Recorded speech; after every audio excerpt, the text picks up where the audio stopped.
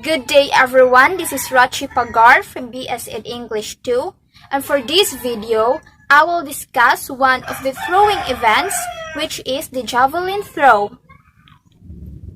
Javelin Throw is one of the oldest competitive sports and made its ancient Olympic in 708 BC.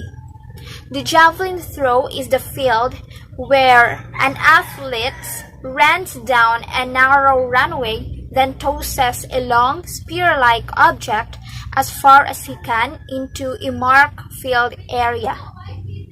Javelin throwing is a highly technical event and requires a perfect coordination of multiple joints in different planes of motion.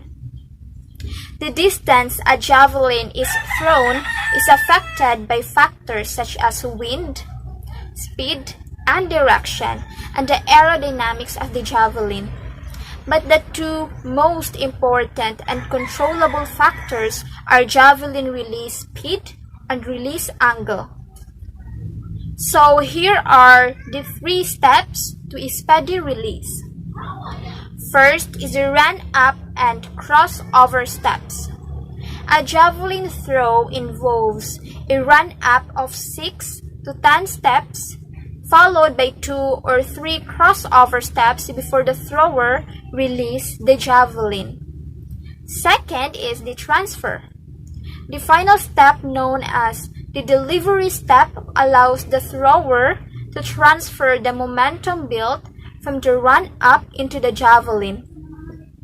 This is achieved in a movement that moves from the center of the thrower's body to the end of the thrower's limbs.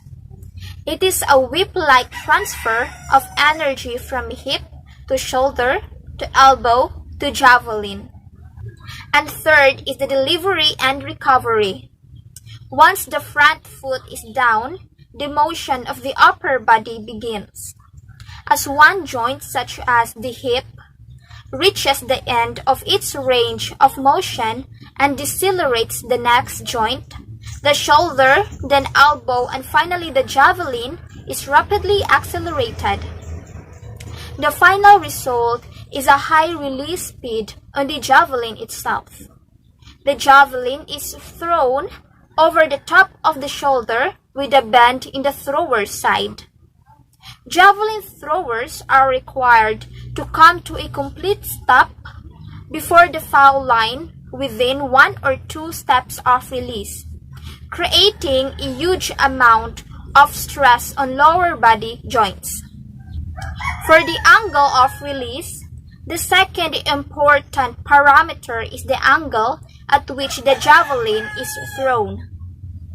The best angle of release for a javelin is between 32 degrees and 36 degrees, but this is tough to achieve consistently.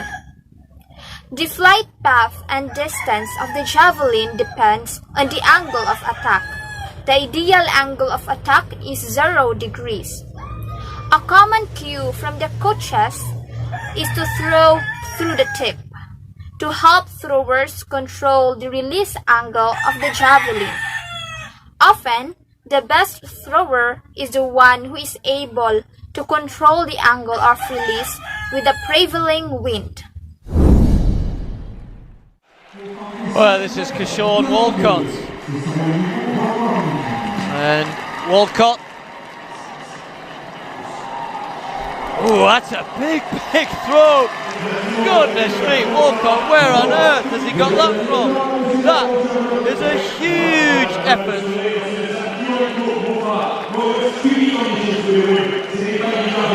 90 meters and 16 centimeters, and welcome to the party, Keshawn Walcott. Well, Julius, here you go. 6th and final round of this javelin competition.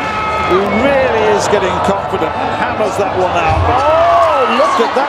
That was a sensational throw. That's got to be over the 90-meter mark. Have a look at this. He wallops it. He really is strong.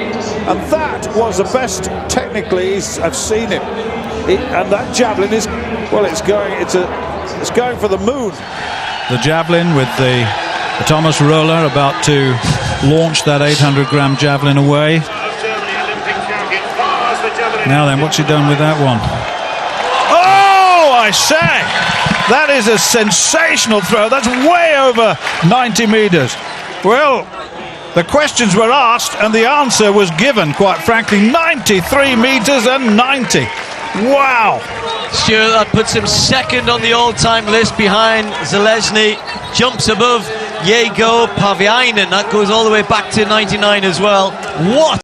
The layout of the runway, the specs for the javelin, and how it's thrown are all governed by the rules and regulations of the sport. So one of these is the runway specs. The runway must be at least 33 yards and as much as 37 yards long. 2 white parallel lines, slightly wider than 4 feet, mark the runway. At the end of the runway is an arc-shaped foul line with a radius of about 9 feet. The arc, which is made of wood or some other type of durable material, must be flush with the ground and painted white. The thrower can touch any of these lines, leave the runway or the area outside of the lines before the javelin lands. For the equipment specs, the javelin head is made of metal, tapers to a point and is attached to either a hollow or solid shaft. The shaft must have a uniform, smooth surface with no riddles or grooves. The javelin can't have any attachments that can change its center of gravity or throwing characteristics. The cord grip must have a constant thickness and can't be more than 31 inches longer than the diameter of the shaft. The javelin used by men must be between 102 and 106 inches long with a minimum weight of 28 ounces. While for the woman, the length is about 89 to 91 inches with a minimum weight of 21 ounces. For the throwing technique, proper technique requires the athletes to hold the javelin with only one hand on the cord grip. Gloves aren't allowed, and tape on the fingers is permitted only if it is to cover an open wound. The rules do, however, allow athletes to choke their hands. The javelin must be thrown with an over-the-shoulder motion. The competitor can't turn his back to the throwing arc until the javelin is airborne. For the legal throws, the javelin must land within the sector to register a score. This fan-shaped area extends out from the ends of the arc-shaped foul line. The javelin can't land on the lines marking the sides of the sector. The metal head of the javelin must land or must hit first in the ground or the throw is a foul. Despite the elegant simplicity of the sport, the javelin has a comprehensive set of rules that governs the sport at all levels of competition from high school to international courts. With the exceptions of the javelin specifications, all rules apply to men's and women's competition.